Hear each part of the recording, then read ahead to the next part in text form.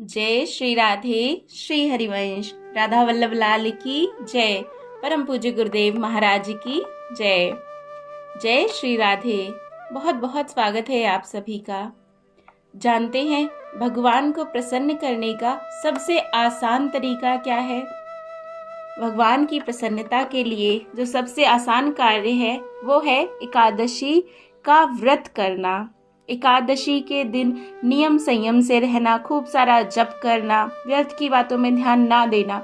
बस इतना करने से ही हम भगवान की प्रसन्नता का हेतु बन सकते हैं। और सिर्फ इतना ही नहीं, एकादशी का व्रत जो भी जीवन भर करता है, भगवान की कृपा से उसे वैकुंठ लोक की प्राप्ति होती है, भगवान की प्राप्ति होती है। तो इससे ज्यादा बड़ी और कोई बात हो ही नहीं सकती। आज हम श्रवण करेंगे आमल की एकादशी की व्रत कथा को। प्रेम से कहिए जय श्री राधे, जय श्री राधे। तो चलिए शुरू करते हैं कथा को।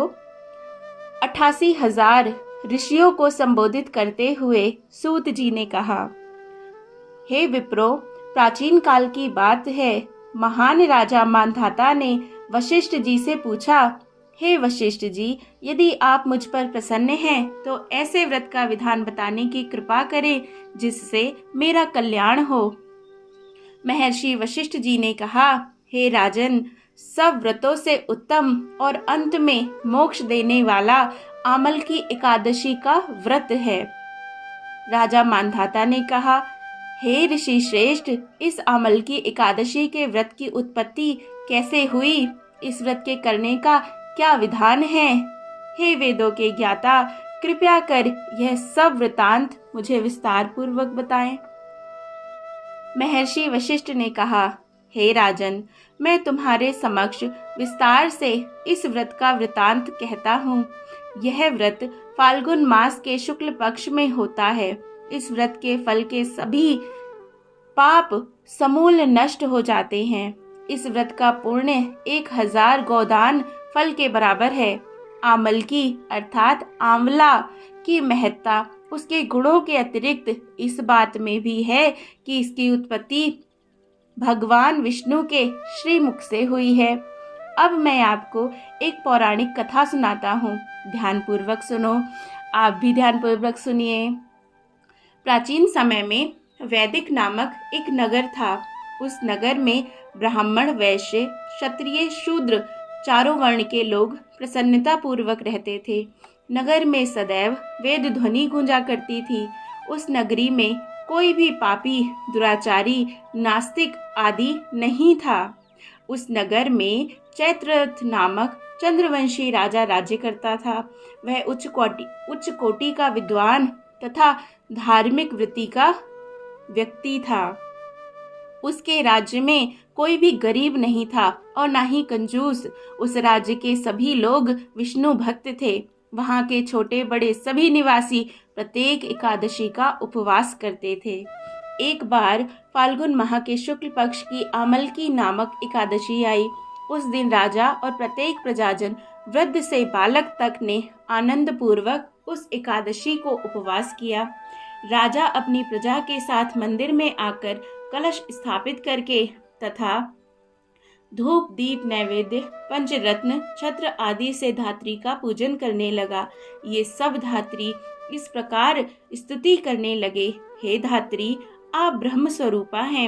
आप ब्रह्मा जी द्वारा उत्पन्न हो और सभी पापों को नष्ट करने वाली हैं। आपको नमस्कार है। आप मेरा अर्घ स्वीकार करो। आप श्री रामचंद्र जी के द्वारा सम्मानित हैं। मैं आपसे प्रार्थना करता हूँ, मेरे सभी पापों का हरण करो। उस मंदिर में रात को सभी ने जागरण किया। रात के समय उस जगह एक बहेलिया आया। वह महापापी तथा दुराचारी था। अपने कुटुंब का पालन वह जीव हिंसा करके करता था। वह भूख प्यास से अत्यंत व्याकुल था। कुष्ठ भोजन पाने की इच्छा से वह मंदिर के एक कोने में बैठ गया। उस जगह बैठकर वह भगवान विष्णु की कथा तथा एकादशी महात्म्य सुनने लगा। इस प्रकार उस बहेलिये ने सारी रात अन्य लोगों के साथ जागरण करके व्यतीत की। प्रातःकाल सभी लोग अपने अपने निवास पर चले गए। इसी प्रकार वह बहेलिया भी अपने घर चला गया और वहां जाकर भोजन किया। कुछ समय बीतने के पश्चात उस बहेलिये की मृत्यु हो गई।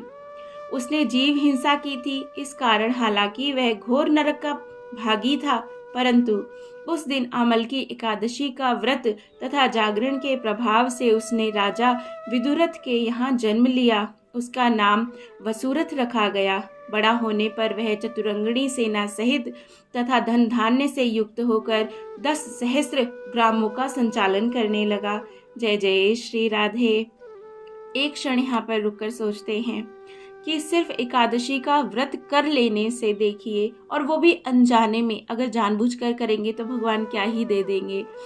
जो कि बहेलिया था, जानवरों को मारा करता था, इतनी हिंसा करता था, उसे तो नरक ही मिलना निश्चित था। लेकिन क्योंकि उसने एकादशी का व्रत किया, इसके प्रभाव से उसने राजा के घर जन्म लिया।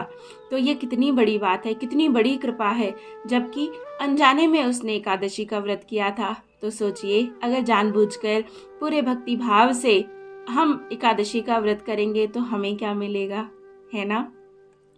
वह तेज से सूर्य के समान, कांति में चंद्रमा के समान, वीरता में भगवान विष्णु के समान तथा क्षमा में पृथ्वी के समान था।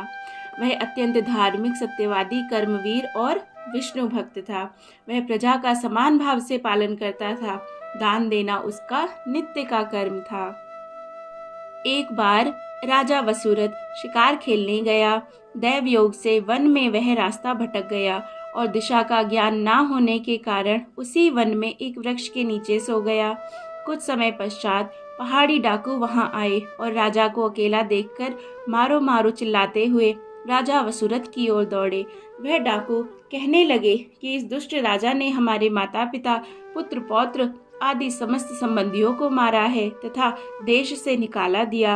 अब हमें इसे मारकर अपने अपमान का बदला लेना चाहिए। इतना कहे वे डाकू राजा को मारने लगे और उस पर अस्त्र शस्त्र का प्रहार करने लगे। उन डाकुओं के अस्त्र शस्त्र राजा के शरीर पर लगते ही नष्ट हो जाते और राजा को पुष्पों के समान प्रतीत होते। कुछ देर बाद प्रभु इच्छा से उन डाकुओं के अस्त्र शस्त्र उन्हीं पर प्रहार करने लगे, जिससे वे सभी मूर्छित हो गए। उसी समय राजा के शरीर से एक दिव्य देवी प्रकट हुई। वह देवी अत्यंत सुंदर थी तथा सुंदर वस्त्रों तथा आभूषणों से अलंकृत थी। उसकी भ्रुकुटी टेढ़ी थी। उसकी आंखों से क्रोध की भीषण लपटें निकल रही थी। उस समय वह काल के समान प्रतीत हो रही थी। उसने देखते ही देखते उन सभी डाकुओं का समूल नाश कर दिया। नींद से जागने पर राजा ने वहां अनेक डाकुओं को मृत देखा।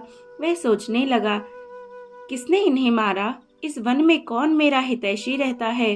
राजा वसुरथ ऐसा विचार कर ही रहे थे कि तभी आकाशवाणी हुई। हे राजन, इस संसार में भगवान विष्णु के अतिरिक्त तेरी रक्षा कौन कर सकता है? इस आकाशवाणी को सुनकर राजा ने भगवान विष्णु को स्मरण करके उन्हें प्रणाम किया। फिर उसने अपने नगर को वापस आ गया और सुखपूर्वक राज्य करने लगा। महर्षि वशिष्ठ ने कहा, हे राजन, यह सब अमल की एकादशी के व्रत का प्रभाव था।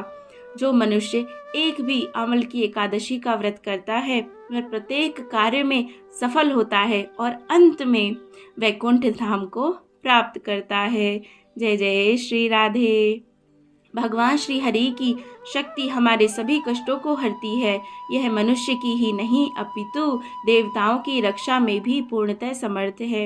इसी शक्ति के बल से भगवान विष्णु ने मधु कैटभ नामक राक्षसों का संहार किया था। इसी शक्ति से उत्पन्ना एकादशी बनकर मुर नामक असुर का वध करके देवताओं के कष्ट को हरकर उन्हें सुखी किया था। जय जय श्री राधे। तो भगवान की अत्यंत अत्यंत कृपा बरसती है उन लोगों पर जो एकादशी का व्रत करते हैं। आशा है आप सभी व्रत नहीं करते हैं तो करिए, करना शुरू करिए, भगवान की बड़ी ही कृपा प्राप्त होगी। जय जय श्री राधे। अगर आपने चैनल को सब्सक्राइब ना किया हो तो ज़रूर करें, बेल आइकन भी दबाएं ताकि समय पर आपको नोटिफिकेशन मिलता रहे।